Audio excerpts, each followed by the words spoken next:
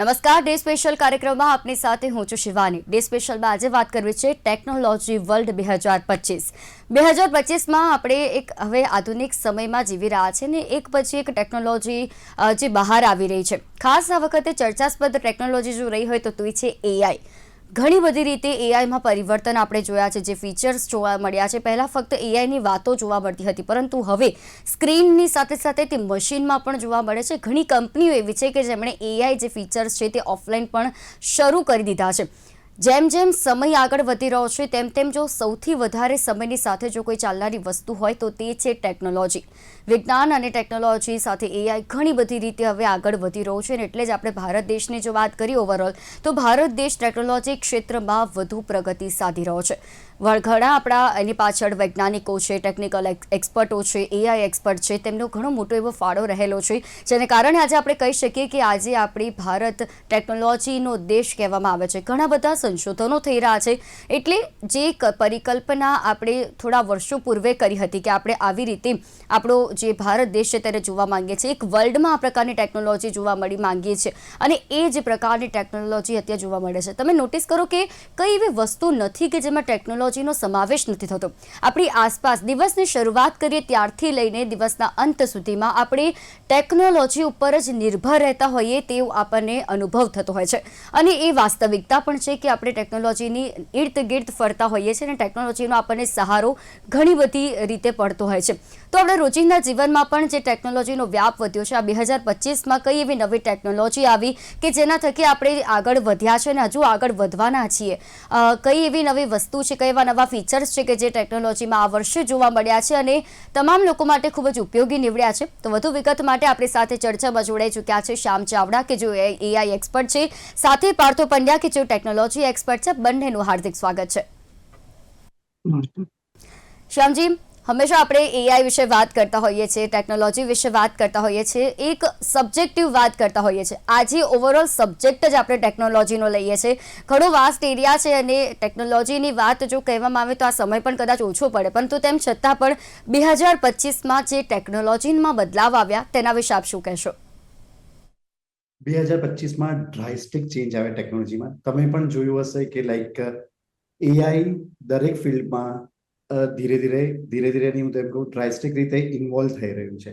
સૌથી major part એઆઈનો, સૌથી major part ડેટાનો, સૌથી મેજર પાર્ટ ઇવન ક્વોન્ટમ કોમ્પ્યુટિંગનો, એ બધા જ રિસર્ચ, જે બધા જ મેઇન ટેકનોલોજી પર અત્યારે રિસર્ચ થઈ રહ્યું છે, અને સારામાં સારા, અને એના પ્રોસ પણ તમને કહું, ઘણી બધી જોબ્સ પણ ગઈ છે, જે અત્યારનો હોટ ટોપિક પણ છે કે નહીં, જેટલી જોબ જનરેટ થાય છે કે એટલી પહેલા જેટલી જનરેટ નથી પણ થતી નહીં।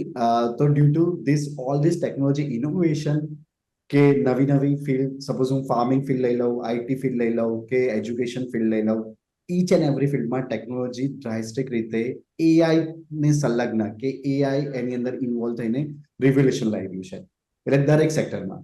સો આઈ થિંક જે નેક્સ્ટ ઇવન જે આવતા વર્ષો જે છે 2026, 2027, એમાં જે અત્યારે જે સ્ટાર્ટ થયું છે 2025નું, એનું તમને ફાઇનલ આઉટપુટ બે વર્ષમાં મળી જશે કે ખરેખર આપણી પાસે કેટલી જોબ રહેશે, ટેકનોલોજી આપણે ચલાવશે કે આપણે ટેકનોલોજીને ચલાવશું, એ આપણને એકાદ 2 વર્ષમાં ખબર પડી જશે। That's it. પાર્થોજી, આપ શું કહેશો? જે પ્રકારે હવે ટેકનોલોજી આગળ વધી રહી છે, અને એક જે ટેકનોલોજીને આપણે જોવા માંગતા હતા, જે કલ્પના આપણે થોડા વર્ષો પૂર્વે કરી હતી કે આપણે આવી ટેકનોલોજીના સહભાગી થઈશું, આવી ટેકનોલોજી આપણા સમયમાં હશે, અને એ ખરેખર હવે પુરવાર સાબિત થઈ રહ્યું છે, તેના વિશે ચોક્કસથી જે પ્રમાણે આપણે વાત કરીએ છીએ કે આજથી અગર ગણીએ કે 10-15 વર્ષ પહેલા આપણે 1 GB ખર્ચવા માટે આખો મહિનો 1 GB માં ચાલી જતું હતું, અને અત્યારે આપણે દિવસના 2-2 GB હોય તો પણ ઓછું પડે છે, અનલિમિટેડ ડેટા હોય તો પણ ઓછું પડે છે। કેમ? કારણ કે ટેકનોલોજી એટલું ઇવોલ્વ થઈ ગયું છે, એટલું સારા એવા કહેવાય કે વસ્તુઓ ડેવલપ કરી દીધી છે કે જેના મદદથી આપણે સવારે ઉઠીએ ત્યારે આપણા મોબાઈલના અલાર્મ ક્લોક થી લઈને રાત્રે સૂઈએ ત્યાં સુધી આપણું જે ઓટોમેટિક એસી છે, બરાબર, કે ખાલી બોલીએ એસી ચાલુ થઈ જાય અને એસી ચાલુ થઈ જાય, બરાબર, ત્યાં સુધી આપણા જીવનની અંદર ટેકનોલોજીએ કહેવાય કે ઘર કરી લીધું છે। હવે જ્યારે આપણે આજથી 10 વર્ષ પહેલા કદાચ વિચાર્યું પણ નહીં હોય કે આપણે આપણાથી 300-400 કિલોમીટર દૂર બેઠેલા વ્યક્તિને ડાયરેક્ટ જ આપણે આમ ખાલી ફોન કરશું ને આપણી સામે દેખાશે. અને અત્યારે જુઓ કે જે અમુક સમયથી આપણે જોયું છે કે ડાયરેક્ટ આપણે વિડીયો કોલ ઉપર એમને સામે જોઈ રહ્યા છીએ. અને ખાલી વિડીયો કોલ નહીં, પણ 2025 ની અંદર હોલોગ્રામ ટેકનોલોજી પણ આવી ગઈ છે. હોલોગ્રામ ટેકનોલોજી ની અંદર શું છે કે તમે સામે ને સામે એ વ્યક્તિ આખું 3D માં તમને દેખાય અને તમને એવું જ લાગે કે વ્યક્તિ સાક્ષાત તમારી સામે ઊભું છે. જી એમાં કહેવાય કે અત્યારે જે એઆઈ જે સૌથી વધારે ટ્રેન્ડની અંદર વસ્તુ ચાલી રહી છે, જે હોટ ટોપિક છે, કે 2022 જે લાઈક 21-22 પછી જે ચેટ જીપીટી અને બધા જ એઆઈ ટેકનોલોજી છે જે માજા મૂકી છે. અને કહેવાય કે નાનકડી વસ્તુ જે છે, નાનકડી વસ્તુ માટે આપણે ટેકનોલોજી પર ડિપેન્ડ થઈ ગયા છે. જેમ કે આજથી પહેલા તમે માનશો કે આપણે 5-7 વર્ષ પહેલા અગર કોઈ વ્યક્તિને કોડ લખવો હોય, બરાબર, તો એ વ્યક્તિ શું કરતું હતું? ગૂગલ પર જઈને સ્ટેક ઓવરફ્લો પર જાય અને ઘણી બધી એવી અલગ અલગ વેબસાઇટ્સો પર જઈને પછી છેલ્લે એક કોડ બનાવતું હતું. આજકાલ ખાલી ચેટ જીપીટી ને કહો મારે આ કોડ જોઈએ છે, ચેટ જીપીટી તરત જ ટક ટક ટક બનાવીને અને આપી દે. ઘણા એવા પાર્ટો બી વિડીયો પણ વાયરલ થતા હોય છે કે ઘણા એવા સ્ટુડન્ટ્સ કે જે લાઈવ ક્લાસમાં જોડાયેલા હોય અને જો ફેકલ્ટી દ્વારા કોઈ એવો ક્વેશ્ચન કરાય તો તરત જ ચેટ જીપીટી ઓપન જ હોય છે અને એ ક્વેશ્ચનનો ઓટોમેટિક આન્સર પ્રમાણે વિદ્યાર્થીઓએ આન્સર પણ આપી દીધો છે. એટલે આટલો બધો ઉપયોગ તેનો વધી રહ્યો છે. ચોક્કસથી. જે પ્રમાણે હવે તમે સમજો કે ઓનલાઈન ઇન્ટરવ્યુઝ, હવે ઓનલાઈન ઇન્ટરવ્યુઝમાં એ લોકો શું કરે છે? બાજુમાં ચેટ જીપીટી ખુલ્લું જ હોય. તમે જી જેવો ક્વેશ્ચન પૂછે એટલે સીધું ચેટ જીપીટી ઓટોમેટિકલી ઇનપુટ લઈ લે અને આ ચેટ જીપીટી આન્સર આપી દે. એટલે તમે એ આન્સર વાંચતા જાઓ અને વાંચીને તમે ઇન્ટરવ્યુ પણ પાસ કરી દો છો. જે પ્રમાણે તમે કીધું કે શિક્ષકે સવાલ પૂછ્યો, હવે શિક્ષક જે પૂછે છે ખાલી વોઇસ બટન ઓન કરી દે અને તરત જ એ વોઇસ નો જે આન્સર છે એ તરત જ એ ક્વેશ્ચન નો આન્સર સીધો ચેટ જીપીટી ટક ટક આપી દે છે. આજકાલમાં કેવું થયું છે કે અત્યારે જે કોલેજીસ ની અંદર જે એક્ઝામ લેવાય, પ્રેક્ટિકલ એક્ઝામ, તો એમાં આઈઆઈટી એ પણ એવું કહી દીધું કે તમે ચેટ જીપીટી નો યુઝ કરો. હવે કેમ? કારણ કે તમારી પ્રોમ્પ્ટ લખવાની જે કેપેસિટી છે ને એના બેઝ પર તમને પાસ કરવામાં આવે છે. તો આજકાલ તમે ટેકનોલોજીથી એટલા ઘેરાઈ ગયા છો કે ટેકનોલોજી વગર તમારો એક દિવસ પણ કહું કે હું એક દિવસ તો છોડો, 1 કલાક પણ તમે ટેકનોલોજી વગર રહી શકવાના નથી. જી જી શ્યામજી, જે પ્રકારે આપણે વાતો નીકળી રહી છે ત્યારે એક તાજેતરમાં જ એક સમાચાર હતા કે વિદ્યાર્થીઓ તેમના એક્ઝામમાં જે સ્માર્ટ વોચ હોય છે તેનો ઉપયોગ કરીને આન્સર લખતા હતા, તેમાં ચેટ જીપીટી નો ઉપયોગ કરતા હતા. એટલે તમે વિચારો, જે બાળકોનું ફ્યુચર આપણે જે પ્રકારે જોવા માંગીએ છીએ ને, પરંતુ એક પ્રકારે એની પોઝિટિવ પણ લઈ શકાય, એક તરફ નેગેટિવ પણ એટલું જ છે કે આનો ઉપયોગ જ્યારે પોતાની માનસ બુદ્ધિ એક અલગ જ વસ્તુ છે, તેનાથી ઉપજાવેલી જ આ ટેકનોલોજી છે. પરંતુ ટેકનોલોજીને આપણા ઉપર અત્યારે એટલી બધી હાવી કરી દીધી છે કે આપણે એના બંધાણી થઈ ગયા છે. કોઈ જવાબ નથી મળતો તો ચેટ જીપીટી, કોઈ જવાબ શોધવો છે, કોઈ ઇમેજ શોધવું છે, કોઈ જગ્યાના આન્સર આપવા છે તો તરત આપણે હવે જેમિની એઆઈ ને પૂછવા લાગ્યા છે અને તરત જ એનો ઝટપટ જવાબ પણ મળી જાય છે. તો અત્યારે એઆઈ નો ઉપયોગ એવી રીતે, કારણ કે એઆઈ ની શોધ એટલા માટે કરવામાં આવે કે જે વ્યક્તિઓનું કામ સરળ બને, પરંતુ ટોટલી એના ઉપર ડિપેન્ડેન્ટ થઈ જવું એ પણ આ વર્ષમાં આપણને ઘણું જોવા મળ્યું. એક્ઝેક્ટલી.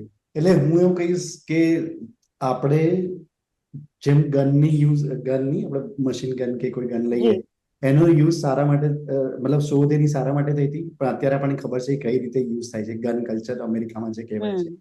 તો સેમ થિંગ હું એવું જ કહીશ કે એઆઈ નો પર્પઝ, જેનો ફાઉન્ડર હતો એને સારા માટે કર્યો હતો, પણ હવે જે યુઝ થઈ રહ્યો છે, જે થવાનો છે, બરાબર, એવું એનો યુઝ એ રીતે થઈ રહ્યો છે નાના બાળકો માટે કે ઇવન આપણા યંગ ઓલા પીપલ માટે કે વિચારવાનું બંધ કરી દો તમે, બરાબર, અને તમે વિચાર્યા વગર તમે ઉલટાનું તમે મશીનની જેમ એને ખાલી ક્વેશ્ચન કહેતા રહો, કે એને જેને કહેવાય પ્રોમ્પ્ટ એન્જિનિયરિંગ, કે તમે ખાલી એ જે આન્સર આપશે ને એ તમે પેસ્ટ કરી દો. તો એના લીધે આપણે ભવિષ્ય 100% નહીં કરી શકીએ, કારણ કે આપણા માટે આપણે લેઝી થઈ જશું વધારે વધારે. કારણ કે એક્ઝામ્પલ, આજથી 10 વર્ષ પહેલા આપણને બધાને 10 ફોન નંબર તો યાદ રહેતા જ હતા કે નહીં, કોઈને ફોન આપણે ઇઝીલી યાદ રાખી શકતા હતા, કંઈ પણ કેલ્ક્યુલેશન કરવું હોય તો ઇઝીલી યાદ આવી શકતું હતું. પણ ના ટાઈમ હું તમને કહીશ કેટલા જણને મોબાઈલ નંબર યાદ છે. સી, મોબાઈલ નંબર યાદ કરવો એ જરૂરી નથી, પણ એ જે માઇન્ડમાં જે પ્રોસેસ છે, કે જે વિચાર છે, જે લોકોની સામે રજૂ કરવાની છે. હું તમને એક નિબંધ લખવા સ્કૂલમાં છોકરાને કહું અને હવે એ છોકરા એવું કહે છે શું કરવા સર નિબંધ લખીએ, અમે તો ચેટ જીપીટી કોપી મારી દઈશું. નહીં, કોઈ પણ આન્સર, ક્રિએટિવિટી, ઇવન કોઈ પણ મ્યુઝિક કંઈ બનાવવું કે કોઈ પણ વિચારવું, એ એક્ઝેક્ટલી તમારા માઇન્ડને, બ્રેનને, ન્યુરોન્સ જે કહેવાય એને એક્ટિવ કરે છે, એ તમારી શક્તિને યાદ રાખે છે. પણ જો આપણે એઆઈ ને આપણે લાઈફમાં આ રીતે લેશું કે ના, મારે કોઈ પણ ક્વેશ્ચન છે, હું બુકને નહીં ગોતું કે પોતાની જાતે મેથ્સનો સમ નહીં ટ્રાય કરું કેલ્ક્યુલેશનો નહીં કરવું, યાદ નહીં રાખવું. ઇન્સ્ટેડ ઓફ ધેટ એઆઈ ઉપરથી જ આન્સર લઈશું તમે તમારે પોતે જ શ્યામજી, કરી એઆઈ ની વાત થઈ રહી છે, તો આ વખતે વર્ષ 2025 એઆઈ માં કયા એવા નવા ફીચર્સ જોવા મળ્યા કે જે અત્યારે વધારે ટ્રેન્ડિંગમાં જોવા મળે છે? એક્ઝેક્ટલી. એઆઈ સૌથી પહેલા હું તમને કહીશ, એઆઈમાં એઆઈ એજન્ટ ઇઝીલી બનવા માંડ્યા, એઆઈ ઓટોમેશનમાં સારું કામ થવા માંડ્યું, જનરેટિવ એઆઈ મોર પાવરફુલ થઈ ગયા. ઇવન એઆઈ લોકો માટે ફ્રી થઈ ગયું. સપોઝ હું કહું ચેટ જીપીટી, પ્રોક્સિમિટી અને ગૂગલનું જેમિની એ લોકો માટે ફ્રી એને વર્ઝન સ્ટાર્ટ કરી દીધા કે 1 year સબસ્ક્રિપ્શન ફ્રી.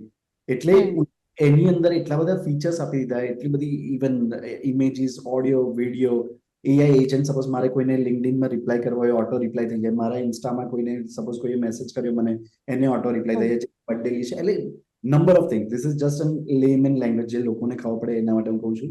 બાકી બધું જ ઓટોમેટિકલી થવા માટે એઆઈ અત્યારે સક્ષમ છે. બરાબર. તમે નહીં હોય તો તમારી જગ્યાએ 5 જણ અત્યારે ન્યૂઝ તમારી જગ્યાએ કોઈ લઈ શકશે ઇન્ટરવ્યુ. તમે નહીં હોય તો 3 મીટિંગમાં એક સાથે 3 ઇન્ટરવ્યુ પેરેલલી ચાલી શકશે. એવું અત્યારે એઆઈમાં ઇનોવેશન થઈ ગયું છે. એટલે મેઇન કારણ કે એઆઈ આટલું પોપ્યુલર કેમ થયું? કારણ કે એટલે અત્યારે અચાનક કેમ આટલું બધું આવ્યું? કારણ કે એની પાસે હવે ડેટા આવી ગયો છે. બરાબર. બધાનો ડેટા, તમારો, મારો, ઇવન દુનિયાભરના જેટલા લોકો સ્માર્ટ ગેજેટ યુઝ કરે છે, બધાનો ડેટા એઆઈ પાસે છે. કોઈ એવું નહીં કે ના મેં તો મેસેજ ડિલીટ કરી નાખ્યો, તો મેં તો ફોટો ડિલીટ કરી નાખ્યો. Everything is there. તો એટલે ડોક્ટર કરતા પણ સારામાં સારું સપોઝ કેન્સર ડિટેક્ટ કરવું હોય તો અત્યારે એઆઈ કરીને આપે છે કે નહીં, ધીસ ઇઝ યોર આ પેશન્ટને આટલું કેન્સર છે, કારણ કે એની પાસે ડેટા છે બેઝિકલી. ઓકે. તો એ ઇનોવેશન દરેક ફિલ્ડમાં, હું સૌથી વધારે ડેન્જરસ ફિલ્ડ એવું કહીશ કે જેને ડરવા જેવું છે, એટલે નહીં, એટલે લોકો કદાચ જોબ જશે કે નહીં, વધારે ડિપેન્ડન્ટ થઈ જશે તો મેડિકલ ફિલ્ડમાં. કારણ કે મેડિકલ ફિલ્ડમાં સૌથી સારામાં સારું એઆઈમાં રિસર્ચ થયું છે.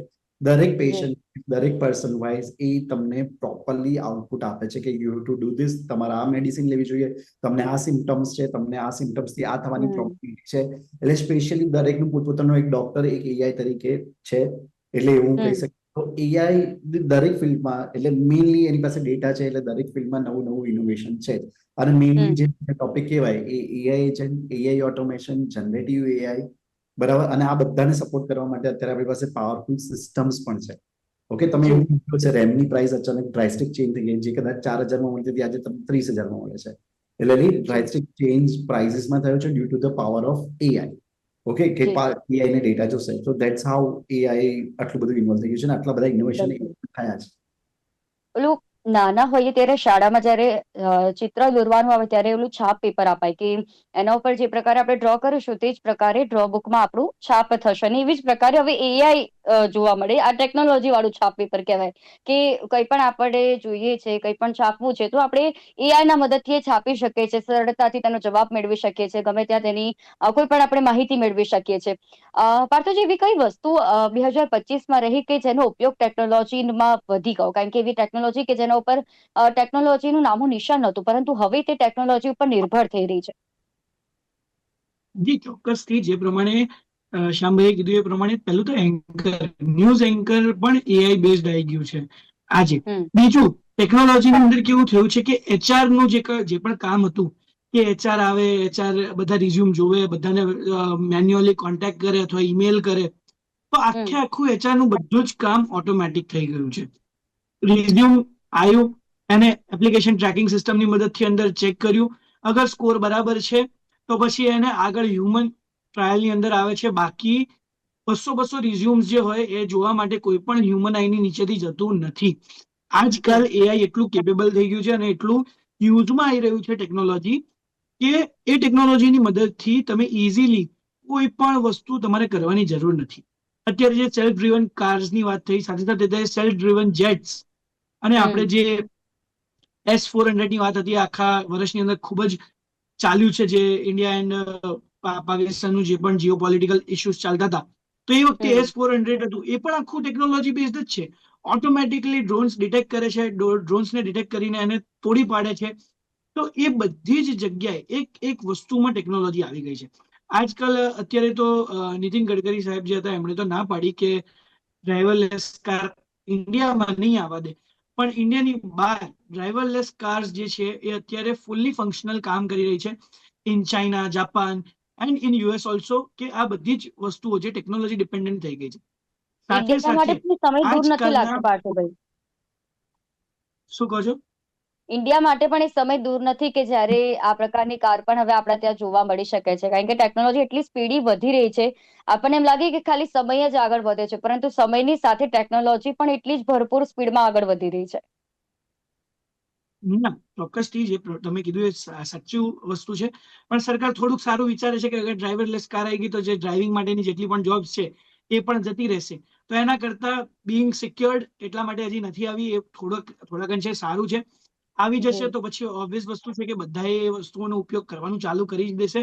કારણ કે જો આવી તો ગયેલી જ છે, પણ આપણે એને સંપૂર્ણપણે ઇમ્પ્લિમેન્ટેશનમાં નથી લાવી રહ્યા. કારણ જી કે અગર સંપૂર્ણપણે ઇમ્પ્લિમેન્ટેશનમાં લાયા તો બીજી 45 લાખ જોબ જતી રહેશે. જે ડ્રાઈવર્સ છે એ લોકોની જે જોબ છે એ જતી રહેશે.